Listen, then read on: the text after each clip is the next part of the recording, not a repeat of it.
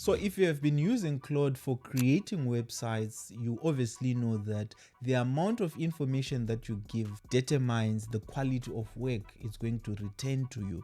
And I've been developing websites for small businesses, I've been developing websites for even enterprises, and my quality has been consistent. In this video, I'm going to show you the first step of every project that I do, how I plan, where I get inspiration. I'm going to share with you in this video. Now also stick with me, because at the end I'm also going to show you where you get these clients. Because yes, we can speak about how to optimize Claude, we can speak about how to create these nice looking websites, but if you don't have clients, right, this won't even make sense to you. So stick with me, I'm going to show you where and how I get those clients. Right now, the first thing that we have to know, right, with any AI tool, this doesn't have to be like Claude or what, with any AI tool, you need to give it as much context as possible. First thing that I do is plan properly, such that when we actually hand over work to Claude, it will be an easy process for Claude to give us exactly what we want, right? So we need to make use of templates. Why do we need to make use of templates? These are templates already made. They have all the styling, they have all the typography that we need, they have all the elements that we need, such that we don't waste tokens, we don't waste time figuring things out. Yes, of course, we'll need to, customize here and there, but most of these things you don't, because these will be ready-made templates. Now, if you want to get templates, you can either go on Framer, you can even use Webflow, you can go on Dribble, and sometimes I even go on Pinterest just to see how other designers are doing their stuff. Now, from there, you need to identify one or two templates that you like. Let's say we are targeting plumbers, right? We need to search for high converting templates for plumbers. Once we get those, we can either screenshot or we can just grab the URL on its own. So once we get our inspiration, we then go on and create our project folder. So this folder, this is where we're going to save all the work, all the planning, all the documents that I'm going to share with you, such that by the time we give Claude permission to start working in this folder, it will have everything. Right now, the first document that we are going to create is called instructions, right? And by the way, these are all MD files. By MD files, I mean Markdown files, right? These are MD files that Claude finds easy for it to actually read and work with, right?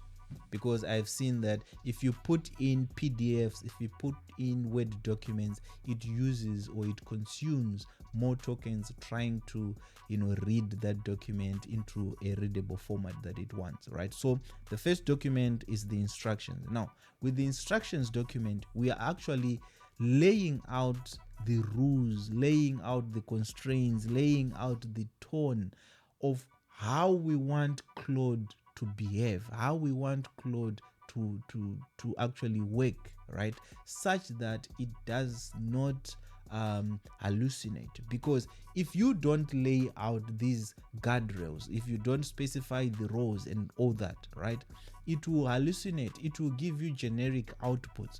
And this is why you find that everyone who's doing vibe coding and stuff, all their work is almost the same, right? It hallucinates, it gives you what it thinks. So we need to set guardrails, we need to guide it, because we also don't want to remove ourselves from the process. We'll be just there conducting or guiding it, because these tools, we need to guide them, right? So that's the first document. Now the second document that we are going to create is the memory MD file. Now with the memory MD file, we are trying to maintain consistency, or across all sessions, right? To say, this is the work that I've been doing. Now if we are to continue from where I left, right? This is where it keeps all the memory, all the past decisions that we have made in this particular document. Now, the reason why we keep this memory file, right, is because we keep it as a summary, right, such that Claude does not need to go and read everything, the whole repository. It will just go and see what is it that we have done in the past and where did I left off at, right, so that I can continue from there, right? Now, the next document is the design MD file. Now, this design MD file, remember the inspiration that we got? This is where we now set how the site itself or the website itself will look like. We're talking about the fonts, the typography, the colors, the logos, the component styling, and all those things, right? So you can even tell Claude to say, from this URL that I got from Framer, I need you to analyze it and create me an MD file, right? This is another guardrail as well, where we are telling it how we want our design to be like. Right now, after the design MD file, we need now, remember, we are not just going to create websites. We need to create websites that are high converting. By high converting, it means we need to say if someone scrolls on our website, they will be hooked in 3 seconds or less. Meaning, there's the hero section itself is laid out clear, there's clarity, the user or the customer knows what this business is all about by the moment they see this hero section. I also call this a money section, right? Whereby if a user visit any of our sites, they need to see or to know instantly what this business is all about. At the same time, what decision to take. So we're talking about the call to action. Is it clear? Is it there? Is there trust elements, which is like your testimonials, your badges, and all that, right? And after that, then it triggers them to scroll down now to see the services that we offer, the trust, another trust elements, be it previous companies that we worked with, be it testimonials, right? Then also extra CTAs, all these things, they have to be there on our website. Hence, we need to create a high converting layout MD file, right?